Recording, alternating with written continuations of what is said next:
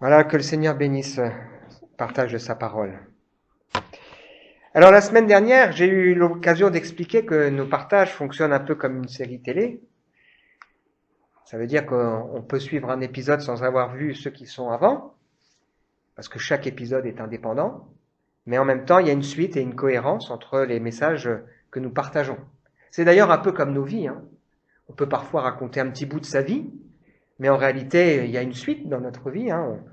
On est aujourd'hui suite à une histoire, à une expérience et un cheminement des uns et des autres. Alors on veut en particulier poursuivre notre réflexion pratique et concrète sur ce que veut dire et ce qu'implique notre vision et notre projet, une église dans la ville.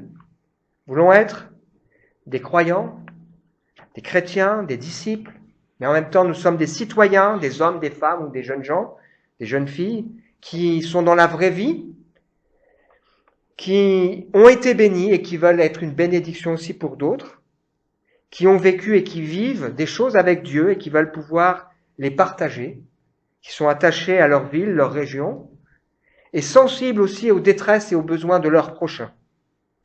Et ce qui donne un sens à cette vision, en tout cas je l'espère et moi je le crois, c'est la confiance dans ces trois piliers. C'est que Dieu veut nous utiliser pour bénir, parce qu'il nous a bénis pour ça, parce que Dieu veut bénir les gens. C'est que l'évangile, c'est un message extraordinaire qui transforme la vie, qui transforme le cœur et qui bouleverse les situations. On en a parlé au début de ce culte.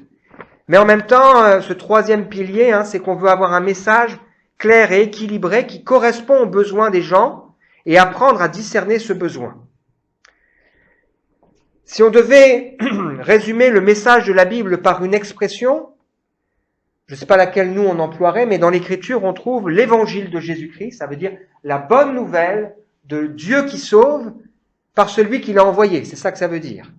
L'évangile de Dieu, l'évangile de la gloire de Christ, l'évangile de paix ou l'évangile de notre salut. C'est important pour nous de ne jamais oublier que l'évangile, ça ne se rapporte pas seulement à l'histoire qui est racontée par Matthieu, Marc, Luc et Jean, mais c'est le message de toute la Bible. C'est d'ailleurs ce qu'on a lu en introduction. Il y a une cohérence dans ce mystère que Dieu a prévu et qu'il a révélé en Jésus-Christ. Ça veut dire aussi que s'il y a une apogée dans la venue de Jésus sur terre, dans sa mort sur la croix, dans sa résurrection, il y a une suite. C'est d'ailleurs pour cela que l'évangile de Matthieu se termine en disant « Les 11 disciples allèrent en Galilée sur la montagne que Jésus leur avait désignée. Quand ils le virent, ils l'adorèrent, mais quelques-uns eurent des doutes. » C'est incroyable que l'Écriture dise ça. Jésus s'étant approché leur parla ainsi. Il va leur donner une mission avec deux promesses. D'abord une promesse, tout pouvoir m'a été donné dans le ciel et sur la terre. Est-ce que nous le croyons? Tout pouvoir m'a été donné dans le ciel et sur la terre. Ensuite, il envoie une mission. Allez par tout le monde, faites de toutes les nations des disciples en les enseignant à observer tout ce que je vous ai prescrit. C'est-à-dire que le désir de Dieu, c'est que nous partagions et que nous enseignions les autres. C'est comme ça qu'on devient un disciple, par l'enseignement. Et voici, je suis avec vous, la deuxième promesse, tous les jours jusqu'à la fin du monde. C'est rassurant de se dire que celui qui est avec nous est en même temps celui qui est tout-puissant. Et c'est important pour nous de réfléchir si nous le croyons. Alors après avoir partagé nos valeurs, nous avons réfléchi ensemble à différents sujets, l'audace de saisir les occasions, avec sagesse bien sûr, quand Dieu nous le met à cœur.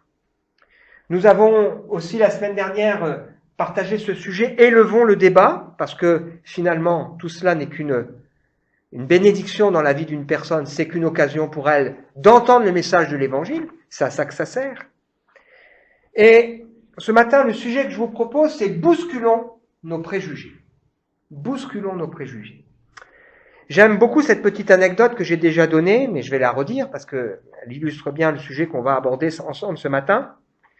On raconte l'histoire de deux vendeurs de chaussures qu'on envoie dans la Cambrousse, dans un pays où il n'y a rien, par deux compagnies différentes. Et le premier, il téléphone à à son patron, il dit c'est la catastrophe, ici personne n'a de chaussures, je rentre. Et puis le deuxième, il appelle son patron, il dit ici c'est formidable, personne n'a de chaussures.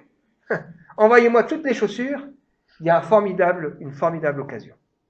Et quelque part, j'aime beaucoup cette petite anecdote qui nous montre que suivant la manière dont on va regarder les circonstances, eh bien on va voir une opportunité ou alors on va voir une excuse pour ne rien faire.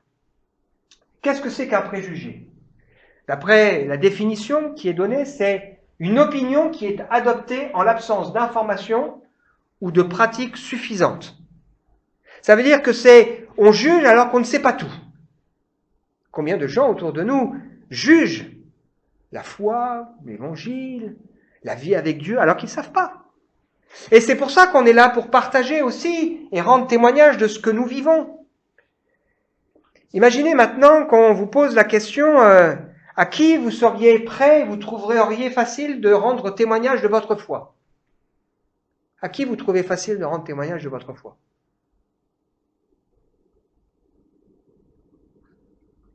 À qui ? Quelqu'un qui a déjà la foi. Ah, quelqu'un qui a déjà la foi. Effectivement, c'est plus simple. Alors, on va voir ensemble et on va réfléchir ensemble ce matin à différentes leçons à partir d'un texte. Mais avant, imaginez qu'on vous propose de rendre témoignage à un pauvre type qui souffre depuis sa naissance. Il y est pour rien. Il n'est pas né au bon endroit. Il n'est pas né de la bonne manière. Toute sa vie n'a été qu'une succession de souffrances, de handicaps. C'est la pauvreté. Il n'y a pas beaucoup d'espoir. Il a aucun espoir de fonder un jour une famille. Il est mis à la marge et loin des autres.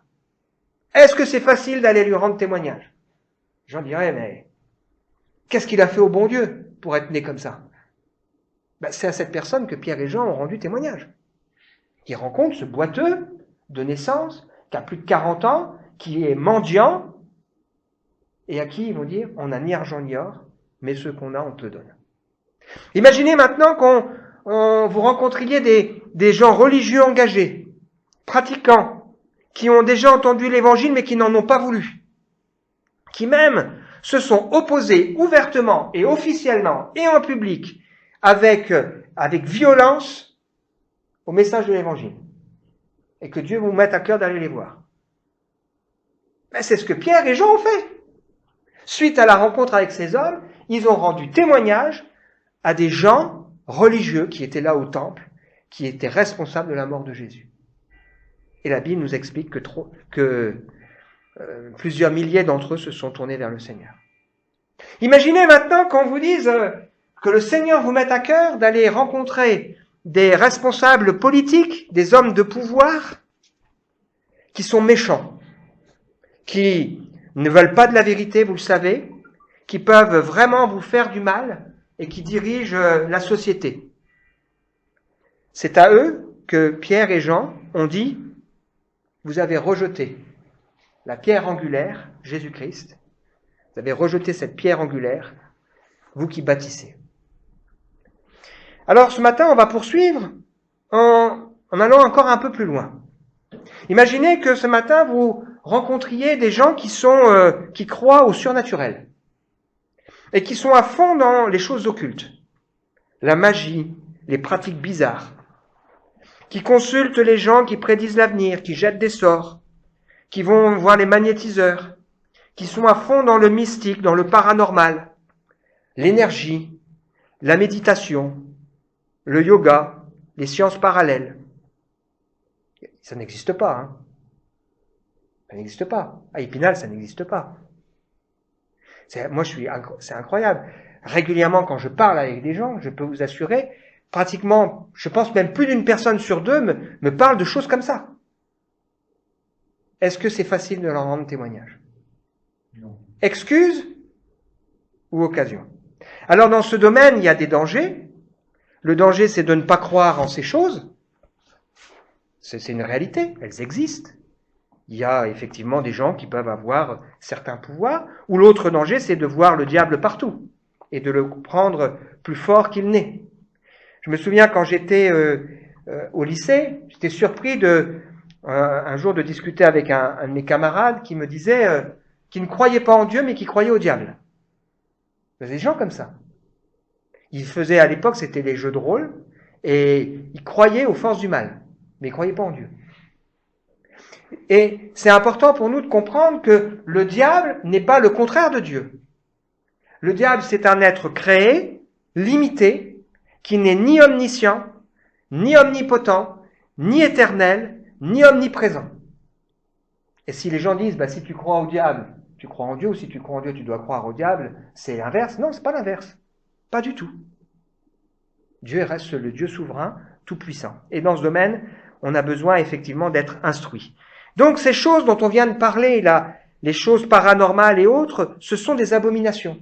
Le livre du Deutéronome, chapitre 18, nous dit, ce sont des abominations qu'on ne trouve personne qui s'adonne à la magie, à la divination, qui observe les présages ou se livre à la sorcellerie, qui jette des sorts, qui interroge d'une manière ou d'une autre les esprits des morts. Parce que ça existe. Mais Dieu dit, il ne faut pas le faire. Alors il y a effectivement des charlatans. Je lis un extrait de ce livre écrit par Emmanuel Mainline, avec qui j'étais jeudi soir, en réunion. Médium, astrologue, guérisseur, ce qu'ils ne vous disent pas. Il évoque qu'il y a des charlatans. Ces voyants qui sont de fins observateurs. On n'a pas besoin de posséder un don pour voir dans la vie d'un individu. Dans une certaine mesure, avec un peu d'entraînement. On peut découvrir en l'observant, discerner ce qu'il vit, avoir de l'empathie. On discerne les mouvements de son corps, l'expression de son regard, etc. Mais en même temps, il y a des réalités. Par exemple, il cite des statistiques où à un moment donné, on a testé avec Elisabeth Tessier, qui est une voyante, une astrologue célèbre, qui prétend avoir un niveau de réussite de 80 à 90%, et un test qui a été effectué par l'Université de Nice en 2000, sur 22 de ses prévisions pour l'an 2000, qui ont été comparées à celles d'un sceptique et d'un ordinateur. Et les résultats sont comparables. Elle a eu 7 réussites, l'ordinateur 8, le sceptique 7 et Elisabeth Tessier 7. Pas de don particulier. Et puis il y a dans ce domaine quelque chose qui est connu. Alors vous, ça vous parlera peut-être pas, mais ça s'appelle l'effet puits. Je le dis parce que c'est important de le savoir. L'effet Barham ou l'effet Forer. Par exemple, pour l'horoscope. Si l'horoscope fonctionne en partie, c'est grâce à ce qu'on appelle l'effet puits. Alors là, il y a une expérience qui a été réalisée par un monsieur qui s'appelle Henry Brock. Enfin, il raconte cette expérience qui a été réalisée au milieu du XXe siècle par un psychologue américain auprès d'étudiants. Donc cet homme, Henry Brock, a demandé à chacun de ses élèves d'écrire sur une feuille sa date de naissance, son heure et son lieu de naissance, ainsi que le thème de son dernier rêve. Et il a dit qu'à travers ces informations, il allait proposer de leur fournir une description personnalisée de leur caractère. Une semaine suivante, il a rendu à chacun une copie. Et il a posé la question, est-ce que ça vous correspond ? Il y avait des options qui étaient proposées, excellent, bon, assez bon, ou assez mauvais, mauvais ou faux. Et 69% des étudiants ont jugé que la description qu'ils faisaient de leur caractère était excellente, bonne ou assez bonne. Alors qu'en réalité, il avait écrit la même chose à tous les étudiants. Mais il avait utilisé l'effet puits, c'est-à-dire des choses qui sont suffisamment vagues pour que, en fonction de ce qu'on vit, on s'y retrouve. Il avait écrit ceci, vous avez besoin que les autres personnes vous aiment et vous admirent, mais vous êtes tout de même apte à être critique envers vous-même. Bien que vous ayez quelques faiblesses de caractère, vous êtes généralement capable de les compenser. Vous possédez de considérables capacités non employées que vous n'avez pas utilisées à votre avantage. Quelques-unes de vos aspirations ont tendance à être assez irréalistes. Discipliné faisant preuve de self-control extérieurement, vous avez tendance à être soucieux et incertain au-dedans. Quelquefois, vous avez même de sérieux doutes quant à savoir si vous avez pris la bonne décision.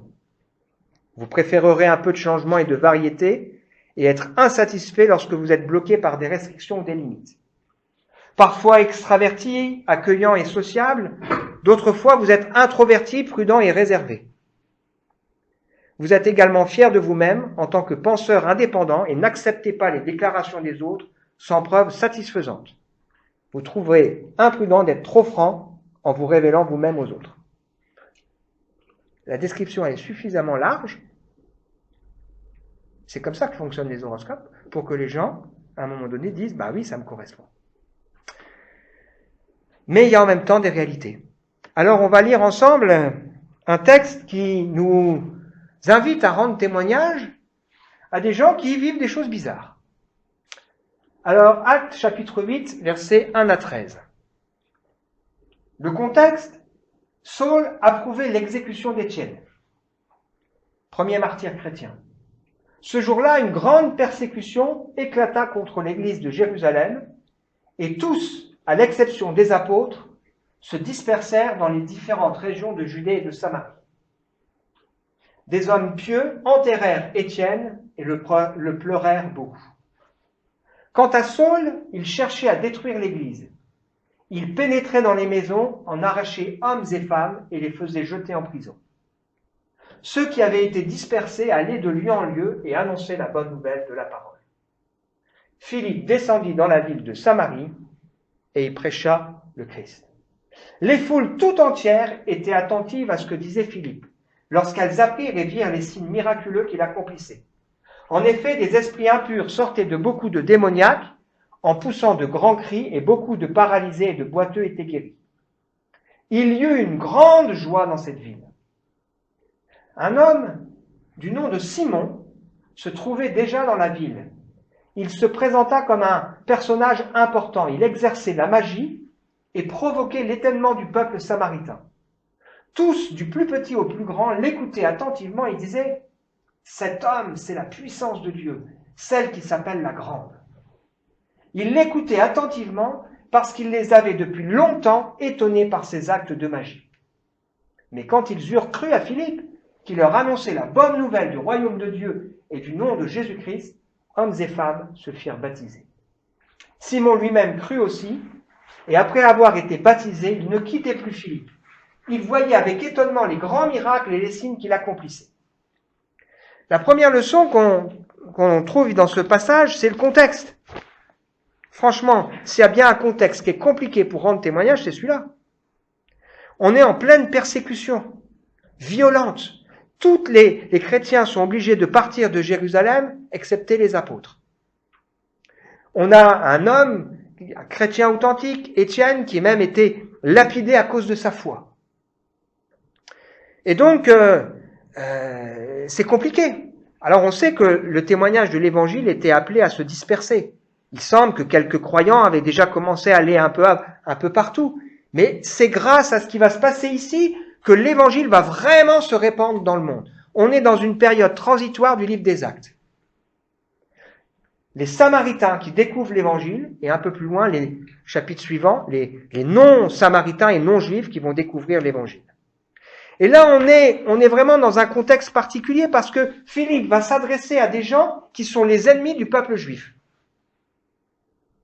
Les Samaritains, leur origine, c'est 732 avant Jésus-Christ, quand les 10 tribus du Nord se sont mélangées avec des nations et ont commencé à mélanger les bonnes pratiques et les mauvaises. Une espèce de New Age avant l'heure. Ils avaient créé leur temple au lieu d'aller à Jérusalem. Et ils étaient pour les Juifs considérés comme des ennemis. Ils avaient un peu de sang juif, mais ils avaient tout mélangé. Et donc les Juifs et les Samaritains n'avaient pas de relation. Et puis en plus, ils étaient attachés ici aux choses occultes jusqu'au cou. Ils avaient même un personnage important qui s'appelle Simon. Les gens disaient, mais il a réellement quelque chose ce gars-là. Et la Bible ne dit pas que c'est faux. Il faisait des trucs. On a d'ailleurs donné, suite à ce nom, l'expression simonie, qui est l'art de partager des objets ou des privilèges. On vend des privilèges, voilà, ça s'appelle la simonie. Donc il y avait cet homme, et le réflexe des gens, c'est d'aller le trouver, puisqu'il a la puissance, soi-disant la puissance de Dieu. Quel contexte! est-ce qu'on aurait envie de rendre témoignage à ces gens? Et puis on a notre brave Philippe qui ne se trompe pas dans sa mission. Qu'est-ce que fait Philippe? Il prêche le Christ. Il invite les gens à se détourner du péché et à rencontrer Dieu. Philippe, la Bible nous parle de lui au chapitre 6 comme faisant partie de ces quelques personnages qui étaient dans l'église de Jérusalem, qui étaient réputés pour avoir la foi et être remplis de l'Esprit Saint. Et qu'on va désigner pour s'occuper de la distribution de la nourriture pour les veuves. Chapitre 6, avec Étienne. Pourquoi on savait qu'Étienne et Philippe étaient tous les deux remplis du Saint-Esprit? Parce que ça se voyait. Sans doute ils portaient du fruit. L'amour, la joie, la paix, la patience. Il menait une vie de disciple, ça se voyait. Il était armé des armes que Dieu nous donne. Et puis sans doute que cet homme, déjà, il manifestait des dons, parce que le Saint-Esprit donne des dons. Et il était rempli du Saint-Esprit. Il prêche le Christ et il invite les gens à changer, à se repentir, à renoncer à leurs choses mauvaises et à se tourner vers le Seigneur. Et ces gens qui sont touchés, qui acceptent de changer, qui comprennent que quelque chose doit se passer, il les invite à s'engager et à le faire publiquement, puisqu'un grand nombre vont se faire baptiser. Donc il prêche le message de l'Évangile. On trouve un autre passage dans le livre des Actes ou à Éphèse, au chapitre 19, quand l'Évangile arrive dans cette ville où il y a la magie, les gens, quand ils se convertissent, ils apportent leurs livres et on les brûle sur la place publique. Un changement qui est net, qui est clair, qui est radical. Il n'y a pas on ne discute pas de ces choses. On règle vraiment les choses et on a estimé qu'il y en avait pour 50 000 pièces d'argent, c'est-à-dire plusieurs millions d'euros. Qu'est-ce qui se passe? Les conséquences de ce message qui est annoncé de manière juste et équilibrée, c'est que Dieu agit. Que Dieu suscite la foi dans le cœur de ces personnes. C'est que la joie, elle est différente, puisque c'est dans le texte qu'on a lu, il nous est dit qu'il y avait dans cette ville une grande joie suite à l'annonce de l'Évangile, parce que l'Évangile, c'est une grande joie. Les gens sont convaincus et comprennent le mal, et ils renoncent à leur péché. C'est-à-dire, ils comprennent ce qui ne conduit pas les gens à se tourner vers Dieu. Ce qui favorise finalement l'œuvre du diable, qui lui ne vise qu'une chose, nous détourner de la foi en Dieu, de l'attachement à Dieu, de la confiance en Dieu, de la crainte de Dieu, qui conduit à relativiser le mal et le bien, qui conduit à toutes sortes de discussions pour éviter d'être confronté à la réalité. Et puis, quatrième chose que nous apprend ce passage, c'est que la contrefaçon, elle existe. Et elle a du succès. Philippe rencontre cet homme qui s'appelle Simon, qui avait du succès. On disait, waouh, quel bonhomme. Mais c'était lui qui était mis en avant. Pas Dieu. À l'époque de Moïse, il y avait les magiciens qui avaient du succès. À l'époque d'Élie, il y avait les faux prophètes qui avaient du succès. À l'époque de Paul, quand il rend témoignage dans l'île de Chypre à un homme qui s'appelle Sergius Paulus, qui était le proconsul de cette île, il y avait autour de lui un faux prophète qui était magicien et qui cherchait à empêcher le proconsul d'adhérer à la foi de l'Évangile. Il s'appelait Bar-Jésus en plus. Et Paul nous évoque ceux qui prêchent un autre évangile ou un autre Jésus. Il nous évoque le diable qui séduit, qui se déguise en ange de lumière et qui est capable de faire toutes sortes de miracles, de signes et de prodiges mensongers. Il évoque même cette puissance d'égarement pour ceux qui n'ont pas l'amour de la vérité. Alors, que se passe-t-il par la suite? On a notre Simon qui semble se tourner vers la foi. Les apôtres qui étaient à Jérusalem apprirent que les habitants de la Samarie avaient fait un bon accueil à la parole de Dieu. Ils envoyèrent Pierre et Jean. Ceux-ci descendirent et prièrent pour eux afin qu'ils reçoivent le Saint-Esprit. En effet, ils n'étaient encore descendus sur aucun d'eux. Ils avaient seulement été baptisés au nom du Seigneur Jésus. Alors Pierre et Jean posèrent les mains sur eux, ils reçurent le Saint-Esprit. Voyant que l'Esprit Saint était donné lorsque les apôtres posaient les mains sur les gens, Simon leur offrit de l'argent en disant « Ah, accordez-moi aussi ce pouvoir, afin que celui sur lesquels je poserai les mains reçoive le Saint-Esprit. » Pierre lui dit « Que ton argent soit perdu avec toi, puisque tu as cru que le don de Dieu s'achète à prix d'argent. Tu n'as ni part, ni héritage dans cette affaire. Ton cœur n'est pas droit devant Dieu. Renonce donc à ta méchanceté et prie le Seigneur pour que cette pensée de ton cœur te soit pardonnée, si c'est possible. En effet, je vois que tu es rempli d'amertume et que tu es prisonnier du mal. » Simon répondit, « Priez vous-même le Seigneur pour moi, afin qu'il ne m'arrive rien de ce que vous avez dit. » Après avoir rendu témoignage et prêché la parole du Seigneur, Pierre et Jean retournèrent à Jérusalem, annonçant la bonne nouvelle dans beaucoup de villages des Samaritains. Donc on a cet homme, Simon, qui semble avoir adhéré au message de l'Évangile, puisqu'il va même se faire baptiser. Mais à un moment donné, la lumière va venir. Le jugement de Dieu va tomber. Simon semble utiliser la puissance de Dieu, mais il est animé d'autre chose. Il est animé de l'amour de l'argent, de la recherche de sa propre gloire. En réalité, cet homme n'a aucune part dans le royaume de Dieu. Son cœur n'est pas droit. Il n'aime pas la vérité. Et les disciples Pierre et Jean vont même dire qu'il est méchant. Tu es méchant. C'est-à-dire animé par le mal. Pourtant, certains diraient, mais il a fait que du bien, il a guéri, il a fait du bien, il a soulagé, il nous aide, mais il est méchant. Il détourne de la vraie foi. Et ils vont lui dire, ils vont l'inviter à se repentir pour que son cœur soit transformé. Et qu'est-ce que fait cet homme? Il ne sait même pas prier. Il ne sait même pas prier. Pourtant, il agissait au nom de Dieu. Dans son livre sur les médiums, les astrologues, les guérisseurs, il rappelle que beaucoup de ces gens qui prétendent avoir des pouvoirs utilisent un intermédiaire. Soit ils ont un don qu'ils ont reçu par un intermédiaire, soit ils utilisent un intermédiaire, même s'ils vont mentionner le nom de Dieu, même s'ils vont mentionner le nom de Jésus. Il ne sait même pas prier, alors sans doute qu'il donne des prières, mais en réalité il ne sait pas prier, et il est plein d'amertume, et il est plein de liens. Jésus-Christ est venu pour détruire les œuvres des ténèbres. Il est tout prêt, mais il n'est pas sauvé.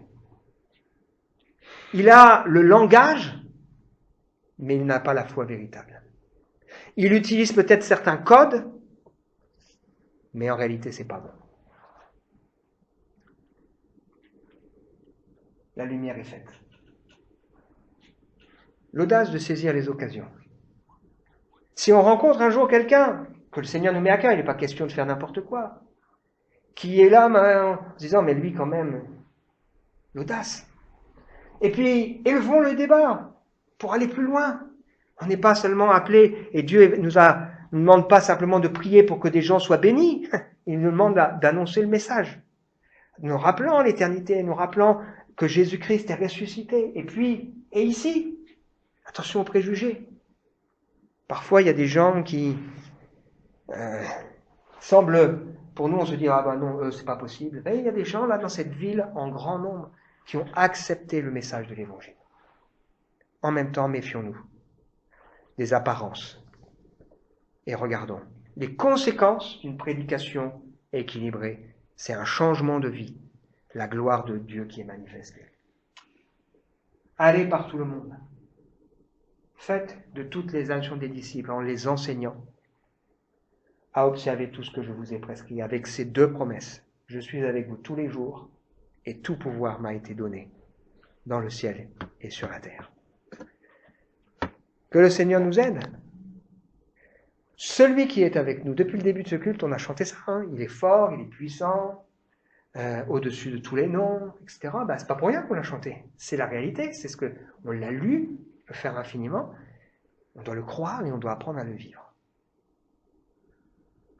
Que le Seigneur nous donne sa grâce et sa sagesse et ce discernement pour ne pas nous tromper. Je vous invite à prier ensemble. Oui, Seigneur, c'est vrai que autour de nous, on voit bien tellement de gens qui sont pris par toutes sortes de choses bizarres. On se dit, mais comment c'est possible? En réalité, Seigneur, ces choses ne sont pas nouvelles. Elles sont à certains endroits plus manifestes qu'à d'autres. Et c'est pas pour nous, Seigneur, une excuse pour dire ces gens-là ne peuvent pas trouver l'évangile. Nous croyons que ces gens peuvent te rencontrer et te connaître. Nous croyons que le nom de Jésus est au-dessus de tout nom. Et nous croyons effectivement qu'ils sont invités à se repentir, à se détourner d'une mauvaise foi pour se tourner vers une bonne foi, à renoncer à toutes ces choses méchantes et mauvaises. Seigneur, quand on lit ça, on se dit, remplis-nous du Saint-Esprit. Pour nous donner le discernement, pour nous donner la sagesse, pour nous donner l'audace, la hardiesse, pour nous donner, Seigneur, aussi la grâce de trouver les mots justes. Nous voulons nous rappeler que c'est toi qui fais l'œuvre. Ce n'est pas nous. Et nous voulons vraiment, Seigneur, nous attendre à toi. Seigneur, nous voulons dire, rends-nous disponibles, qualifie-nous, forme-nous et équipe-nous, Seigneur. Parce qu'effectivement, autour de nous, il y a de plus en plus de gens qui croient en des choses bizarres. Seigneur, que ta grâce soit sur nous. Amen.